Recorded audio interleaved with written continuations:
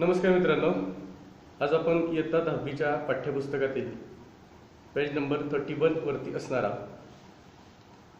1.5 हा लेसन पाहतोय.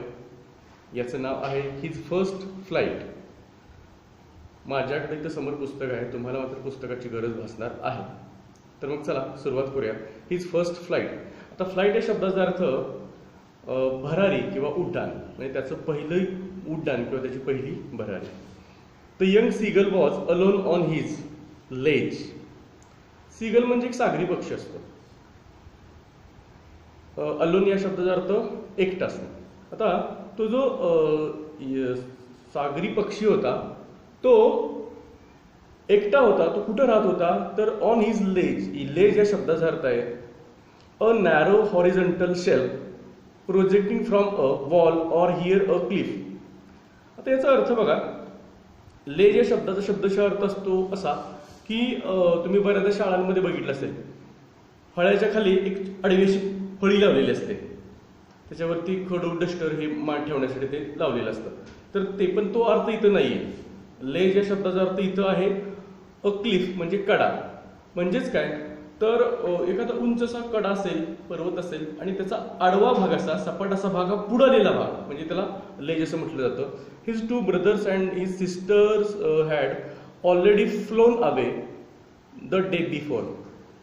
बरोबर यस्टरडेला त्याचे 2 भाऊ आणि एक बहीण हे त्यांच्या तिथून त्या लेकच्या जे घर होतं तिथून ते उडून दूर गेलेले होते. He had been afraid to fly with them. आता त्यांच्याबरोबर ती मात्र उडून जायला त्याला भीती वाटलेली होती. Somehow when he had taken a little run forward to the brink of the ledge and attempted to flap his wings, he became afraid.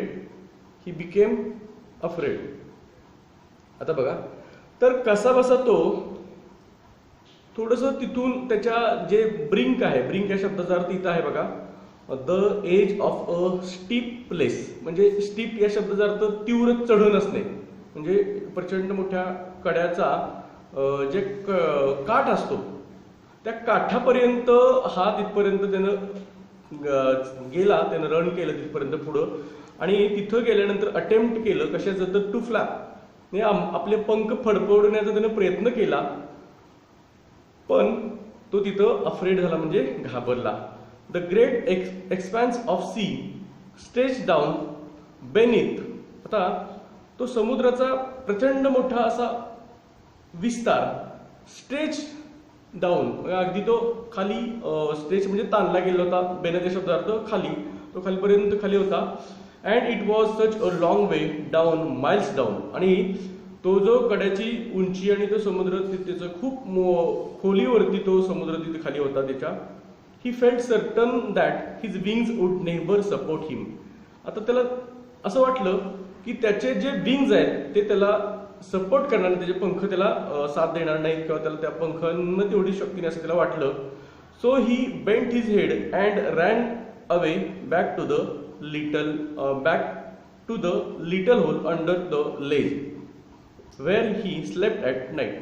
आता मग त्यानं काय केलं बघा, तर तो त्यानं आपलं डोकं हे खाली वाकवलं आणि परत आला जिथं तो त्याच्या ज्या लेजच्या तिथं जे एक होल होतं, छोटंसं होल होतं, त्या होलमध्ये तो रात्रीच्या वेळ. ओके बघा आता, even when each of his brothers and his sister and his little sister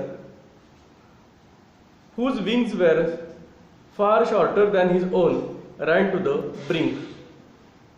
आता बघा, त्याचे जे 2 भाऊ होते आणि त्याची लहान बहीण होती, छोटी बहीण होती, त्यांचे पंख याच्यापेक्षा लहान होते याच्यापेक्षाही, तरी सुद्धा ते त्या कड्यापर्यंत म्हणजे कड्याची जो काठ आहे त्याच्यापर्यंत ते गेलेले होते. Flap their wings and flew away. त्यांनी आपल्या पंखांना फडफडलेलं होतं आणि ते दूर उडून गेलेले होते. He fail to muster up courage. आता टू मस्टर अप करेज या शब्दाचा अर्थ गेस द मिनिंग मध्ये आपल्याला सांगितलं की आपण, तर टू मस्टर या शब्दाचा अर्थ कलेक्ट करणे किंवा गोळा करणे असा होतो. टू मस्टर अप करेज म्हणजे काय तर धैर्य गोळा करणे. म्हणजे बघा तर तो धैर्य जमवण्यामध्ये किंवा धैर्य गोळा करण्यामध्ये तो अयशस्वी झाला, त्याला ते करता आलं नाही. To take that plunge which appear to him so desperate. आता प्लंज या शब्दाचा अर्थ इथं आहे तर सूर मारणे नाही का, पाण्यामध्ये आपण सूर मारणे किंवा इथं झेप घेणं असं म्हणूयात आपण तिथं. आता तर जो त्याला जी त्याला सूर मारायचा होता किंवा जी झेप घ्यायची होती की नाही ती त्याला सो डेस्परेट वाटत होते. डेस्परेट या शब्दाचा इथला अर्थ आहे असाध्य. अर्थ काय इथला असाध्य, म्हणजे त्याचा इतर अर्थ आहेत बघा, जीवावर उदार होणे किंवा पण इथला अर्थ तो असाध्य असं त्याला ती वाटत होती. आणि his father and mother had come around calling to him shrilly upbraiding him. आता बघा त्याचे जे आई आणि वडील होते ते त्याच्या भोवती आले आणि ते त्याला बोलावत होते बघा. श्रीली या शब्दाचा अर्थ इन अ लाऊड हॅरॅश व्हॉइस. श्रीली म्हणजे कर्कशाच्या आवाजामध्ये ते त्याला अपब्रेंडिंग करत होते. अपब्रेंडिंग या शब्दाचा अर्थ इथे बघा स्कोल्डिंग असा आहे. म्हणजे ते त्याची कर्कश आवाजामध्ये त्याची ते खरडपट्टी काढत होते किंवा त्याला ओरडत होते, रागवत होते.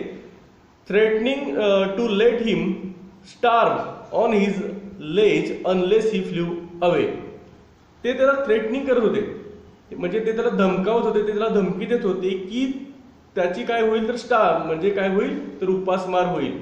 जर तो उडायला म्हणजे तिथून उडून नाही गेला समजा तर मग ते काय करते तर त्याला ते खायला देणार नाहीत आणि त्याला धमकी देत होती की तुला तुझी उपासमार होईल जर तू आता इथून भरारी घेतली नाहीस तर. But for the life of him he could not move. पण त्याला उपाशी मारण्याची जरी त्याला भीती असली तरी सुद्धा त्याला फ्राय करण्याची भीती होती, मात्र म्हणूनच तो तिथून हल्ला नाही आपल्या जीवनासाठी जीवासाठी. That was 24 hours ago. Since then nobody had come near him. बघा जवळजवळ 24 तास होऊन गेलेले होते तरी सुद्धा त्याच्याजवळ तिथं कोणीही आलेलं नव्हतं. The day before all day long he had watched his parents flying about with his brothers and sisters. आता बघा तर पूर्ण दिवसभर त्यानं पाहिलं की त्याचे पालक त्याचे आई वडील त्याच्या भावांना आणि बहिणी सोबत ते काय करत होते तर आकाशामध्ये भरारी घेत होते. Perfecting them in the art of flight.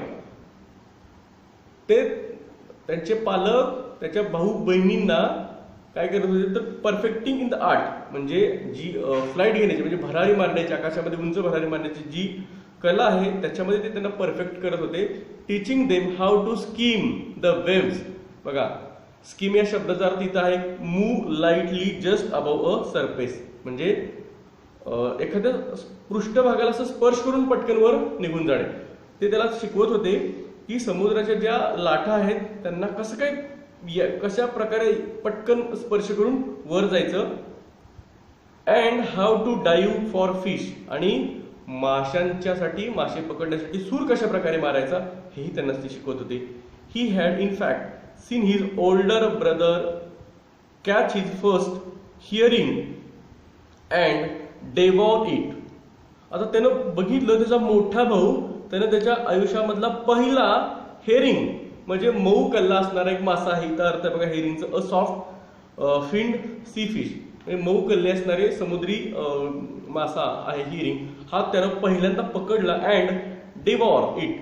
डिवॉर या शब्दाचा अर्थ ईट अप हंग्रीली म्हणजे भुकेलेला होता आदाशीपणे त्याने ते खाऊन पण टाकला. Standing on a rock while his parents circle around raising a proud cackle. cackle या शब्दाचा अर्थ आहे utter a shrill cry. आता हे तो त्याचा मोठा भाऊ हे मासा तो खात होता त्यावेळेला त्याचे पालक होते त्याच्या भोवती होते, सर्कल केलं होतं त्यांनी आणि ते रेझिंग अ प्राऊड कॅकल. कॅकल या शब्दाचा अर्थ कलकल, कलकल असा आवाज.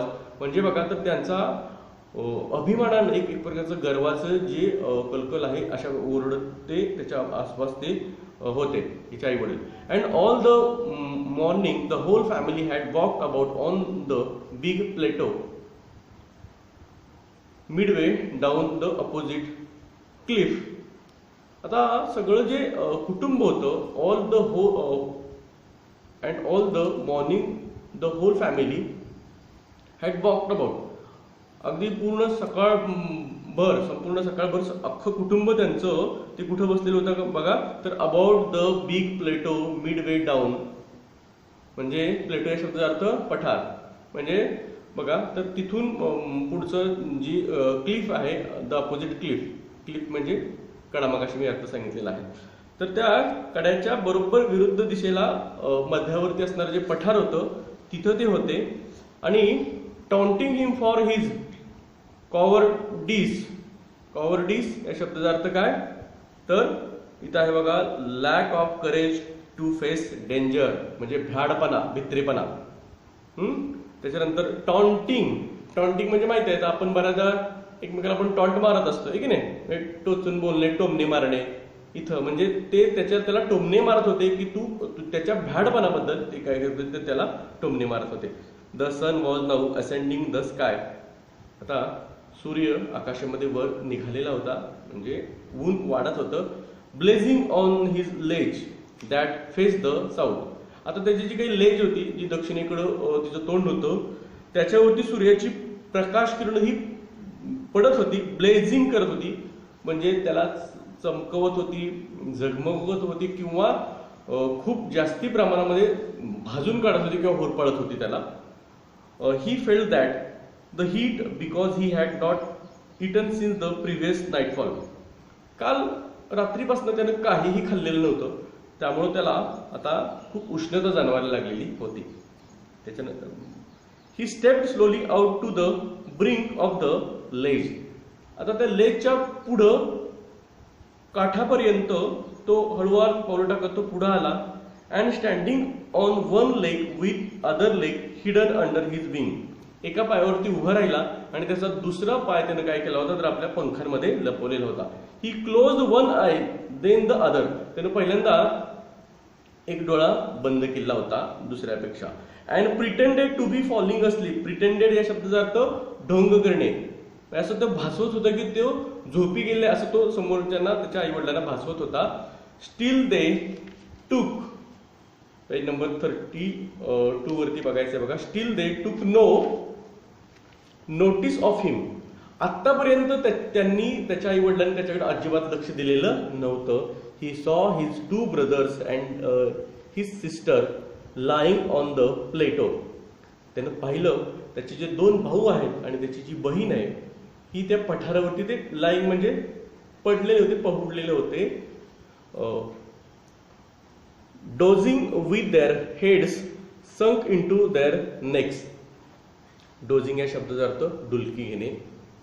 त्यांनी काय केलं होतं, तर आपली जी डोकी होती ती संक म्हणजे खाली गाठलेली होती, इन टू देअर नेक्स, आपल्या मानेमध्ये त्यांनी आपली डोकी खाली घातलेली होती, म्हणजे डोकं खाली त्यांनी घातलेलं होतं आणि ते डुलक्या घेत होते त्याची भाऊ बहीण दोन्ही ते. हिज फादर वॉज प्रिनिंग या शब्दाचा अर्थ इथं आहे making an effort to clean feathers with the beak, म्हणजे चोचीच्या साह्यानं आपली पिसं साफ करणे. तर त्याचे वडील होते ते काय करत होते बघा, preening the feathers on his white back, त्याचे वडील त्याच्या पाठीवरची जी पांढरी पंख होते, पिसं होते, ते साफ करत होते आपल्या चोचींनं. Only his mother was looking at him, फक्त त्याची आई त्याच्याकडे पाहत होती. She was standing on a little high lump on the plateau, आता इथं हम्प HUMP, हमचा अर्थ इथं दिलेला आहे a round raised mass on land, म्हणजे बघा त्याची आई त्यावेळेला कुठे होती, तर तो प्लेटो होता, पठार होता, त्या पठारावरचा थोडासा उंचवट्याचा जो भाग होता त्या भागावरती ती उभी राहिलेली होती आणि ती त्याच्याकडं पाहत होती.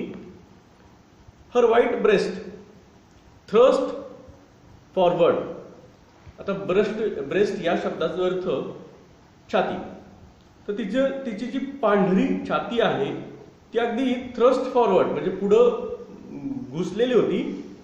Now and again she tore at a piece of fish that lay at her feet, ती आता काय करत होती, तर ती तिच्या पायामध्ये पावलांमध्ये जो मासा तिने पकडलेला होता त्याला ती टोअर करत होती. टिअरचा भूतकाळ आहे, टोअर म्हणजे ती फाडत होती त्या माशाला. And scrap is side of her बीक ऑन द